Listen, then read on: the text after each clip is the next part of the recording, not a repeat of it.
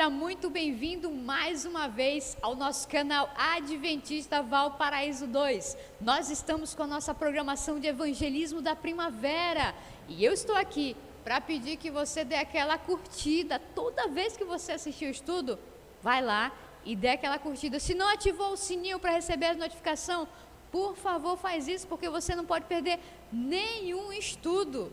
Você com certeza quer estar preparado para o grande dia que nós temos falado muito aqui. A volta de Jesus será um evento culminante para a humanidade. E apesar de não termos nos visto ainda, eu quero encontrar com você. E para começar o nosso estudo essa noite, para preparar o teu espírito, ouve essa música boa que a gente tem de presente para você.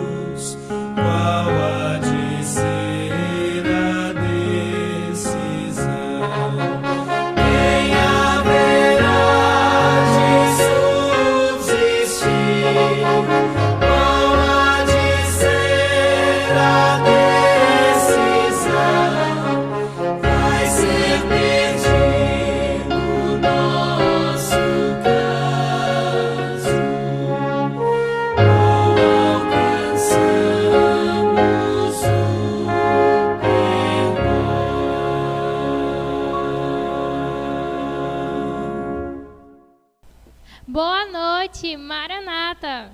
O Senhor logo vem. Sou a desbravadora Thaísa, tenho 15 anos e hoje estou aqui novamente com a desbravadora Sara, tenho 14 anos. Bom, hoje já estamos no nosso 10º estudo e o tema é o juízo. Bom, nós temos uma tirinha aqui, como sempre de costume, uma história. E hoje não é tanto assim uma história, já é mais tipo o diretor. Ele está com os seus 2 desbravadores, assim, e deu para entender que eles estão assim no meio da floresta, sentado no meio assim, e estão conversando. E com isso o diretor está explicando sobre fósseis. Ele vem explicando, dizendo sobre o dilúvio, a ver com isso, tal, como funcionam os fósseis, desse jeito, explicando quanto a água seria necessária para isso, assim.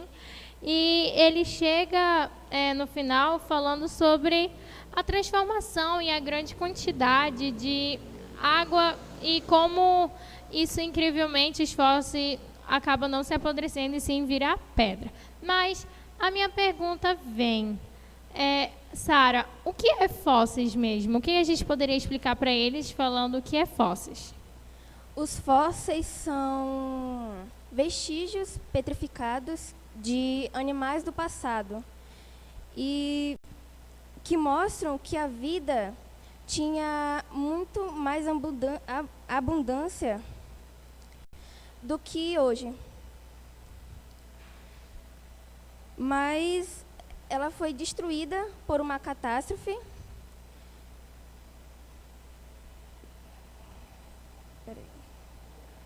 que envolveu água e soterrou o mundo daquela época.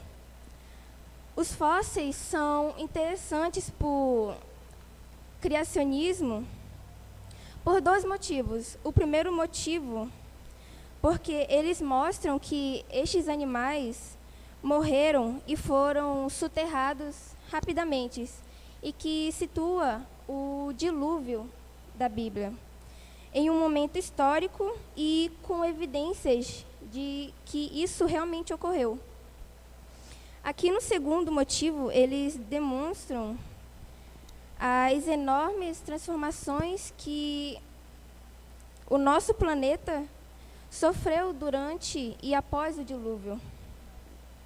E então entendemos por que muitos destes animais não se adaptaram ao novo clima e ecologia posterior, entrando em extinção. Nossa, então daí nós entendemos, né, com tudo isso, porque esses animais acabaram sendo extintos. Bom, em falando em extinção, nós também, lá na Bíblia, fala que o pecado também vai ser extinto. E lá fala que aqueles que acabaram se aliando com o pecado nesse mundo, eles também não vão viver tanto tempo assim. Porque Deus, eles não vão estar assim preparados com o que virá após a volta de Jesus, que é a marca assim da história, não é mesmo, Sara? Sim.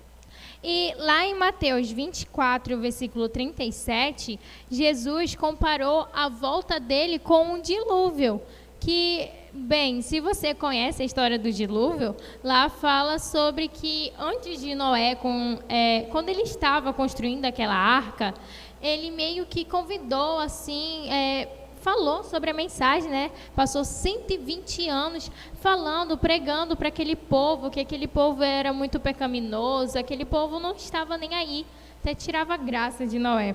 Mas com aquilo, no final, ninguém ligou para que Noé estava falando, então, no final, todos foram surpreendidos. E foi que a terra acabou enchendo de água, e com aquilo, no final, todos ficaram desesperados para poder entrar dentro da arca. Mas aí já era tarde demais. E aí, nesse versículo, Jesus comparou a volta dele com um dilúvio, que vai ser surpreendido para nós também. Mas aqui fala bem assim, que se a gente conhece sobre os eventos finais. Pergunta se você conhece sobre os eventos finais, ou você vai ser surpreendido como aquele povo foi no dilúvio. Aí nós chegamos e fazemos assim. Bom, o que acontecerá? A gente já entendeu sobre os outros estudos sobre a volta de Jesus, né? Mas aí eu fico me perguntando, o que vai acontecer depois da volta de Jesus, Sara? Bom, vamos ler Apocalipse 20, 1 a 3.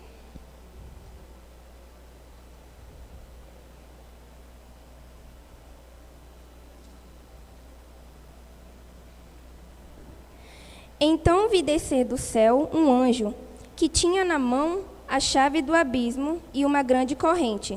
Ele segurou o dragão, a antiga serpente, que é o diabo Satanás, e o prendeu por 1000 anos. Lançou-o no abismo, fechou e pôs no selo sobre ele, para que não mais enganasse as nações até que se completarem os 1000 anos. Depois disto, é necessário que seja solto pouco tempo. Nossa, então aí o seu verso deu para dizer que nós vamos para o céu, né, Sara? Sim. E Satanás, ele vai ser preso, não vai poder, mas como o seu verso falou, né? Satanás, ele vai ser preso numa corrente e com isso não vai mais poder enganar ninguém. Aí tu faz a pergunta pra mim.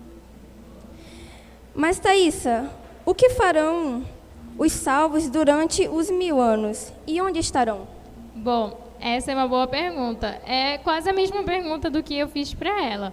Mas, bom, o que vai acontecer com aqueles que serão salvos em Cristo? Para onde eles vão? Bom, todos eles vão para o céu. Porque, como a gente explicou sobre os estudos anteriores na volta de Jesus, aqueles que aceitaram e se prepararam para a volta dele, ele vai voltar e vai nos buscar no céu. E com isso, aqueles que morreram salvos em Cristo vão ressuscitar. E aqueles que ficaram firmes até a volta de Jesus, todos vão ser arrebatados para o céu. Então, durante esses 1000 anos, nós vamos estar no céu. Aqueles salvos em Cristo vão estar com ele no paraíso, na cidade santa, na Nova Jerusalém, com ele. Então tá, nós entendemos tudo isso, o que vai acontecer com os salvos, mas aí vem a pergunta, e os perdidos? E aqueles que acabaram não aceitando a Jesus? O que vai acontecer com eles durante esses 1000 anos, Sara? Aqui em Apocalipse 20, verso 5, diz que eles vão ficar mortos até o fim dos 1000 anos, quando receberem o juízo final. Nossa, então aí dá para entender que eles vão ter um fim do pecado. Bom, então... Então, o que acontece depois dos 1000 anos? Bom, ok, ela explicou o que ia acontecer com os mortos. Mas aí, como ela fez a pergunta, o que vai acontecer depois desses 1000 anos? Lá em Apocalipse 20, versículo 7 ao versículo 15, fala que depois dos 1000 anos, quando todos estiverem lá no céu, tudo ter acabado e Satanás está preso, depois de ter acabado esse período de 1000 anos, vamos ter a Nova Jerusalém, a cidade santa, e vai descer. E quando ela descer, Deus fala que vai ter o juízo final, vai ter a destruição de todos, vai ter a destruição de Satanás e daqueles que foram seus aliados. E com isso, Deus vai reconstruir a nova terra, o planeta Terra vai ser restaurado, e com isso nós vamos poder viver com Ele eternamente.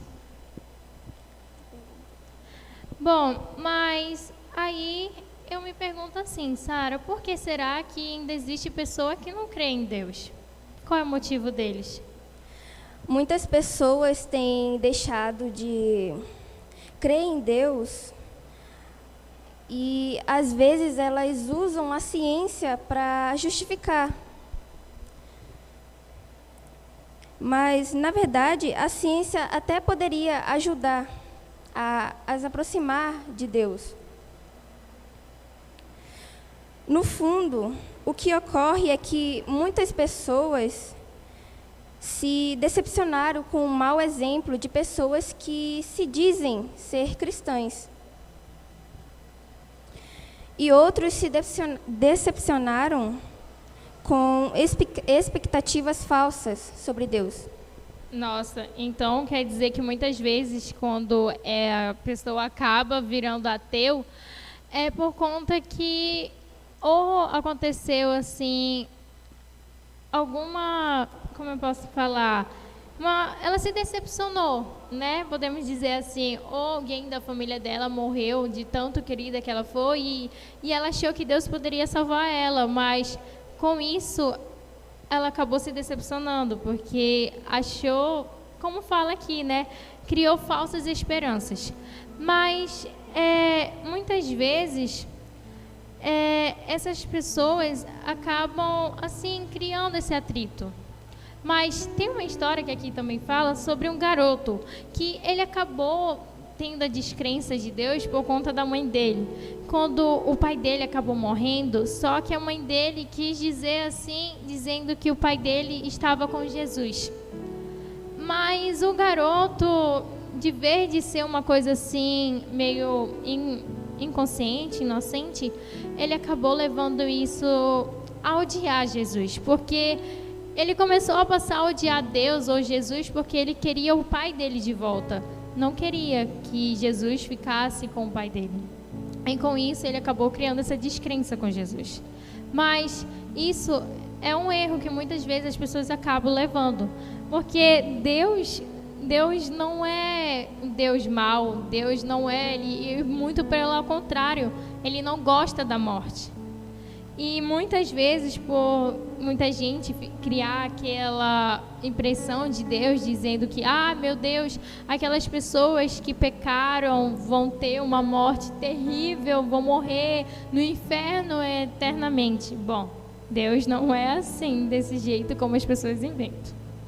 Agora, como tudo que a gente falou aqui, você sabe que Deus, pelo contrário, Ele é um Deus de amor.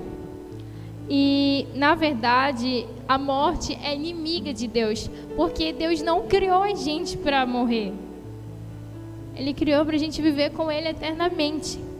Mas, como a gente explicou, por conta do pecado que acabou habitando no princípio, lá no Éden, a gente acabou sendo condenado com a morte eterna. Mas, não parou por aí. Jesus veio na terra e morreu na cruz por nós. E com isso, resgatou e deu mais uma chance para a gente. E no final de tudo, nós aprendemos que Ele ressuscitou e foi ao céu. Mas Ele deixou uma promessa, que ia voltar e ia nos buscar. E com isso, a gente vai morar com Ele. Mas claro, se a gente aceitar essa chance que Ele deu para a gente. E a gente explicou tudo aqui hoje para você, que a gente tem duas escolhas. A gente tem a escolha de aceitar Ele, morar com Ele eternamente e ser salvo, e morar com Ele na Nova Jerusalém, na Cidade Santa. E quando acabar os 1000 anos, como a gente explicou, descer e ver toda essa terra ser restaurada novamente. Mas também nós temos a outra escolha, que é ficar ao lado de Satanás, acabado, e tendo o juízo final e sendo destruído. Mas aí eu me pergunto, qual é a sua escolha? Você decide ter a vida eterna com Jesus Cristo junto com os salvos? Ou, infelizmente, ter a morte eterna? Bom, vamos ter uma mensagem musical. E eu quero que você reflita na mensagem.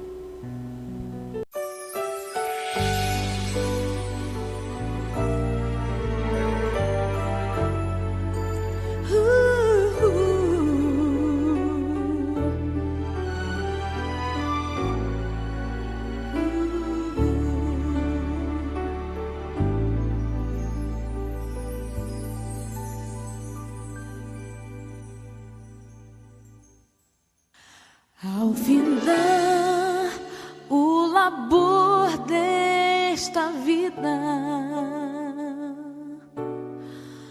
quando a morte ao teu lado chegar, que destino há de ter tua alma? Qual será no futuro teu lar? Meu amigo, hoje tu tens a escolha, vida ou morte.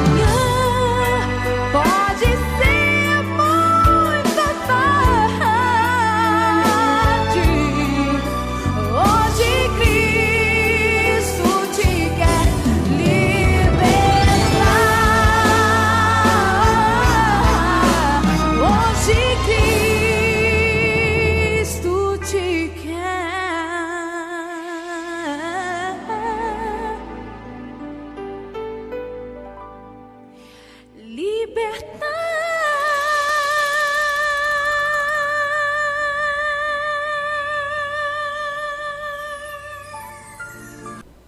Bom, parabéns pela sua decisão.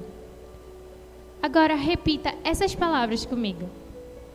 Eu creio no amor de Deus e eu tenho a esperança na volta de Jesus. Bom, se você aceitou o amor de Cristo e crê nessa esperança que Jesus vai voltar, ora comigo e com a Sara agora. Oremos. Senhor Deus amado Pai, que todas as pessoas que escutaram essa mensagem venham tomar essa decisão, que elas aceitem o Senhor no coração delas e que todos tenhamos a vida eterna, que elas venham aceitar o seu convite de estar no céu. Em nome de Jesus, amém. Muito bem, encerrando aí mais um tema. Agora, nós vamos aguardar você no próximo tema que nós vamos estar estudando. Até lá!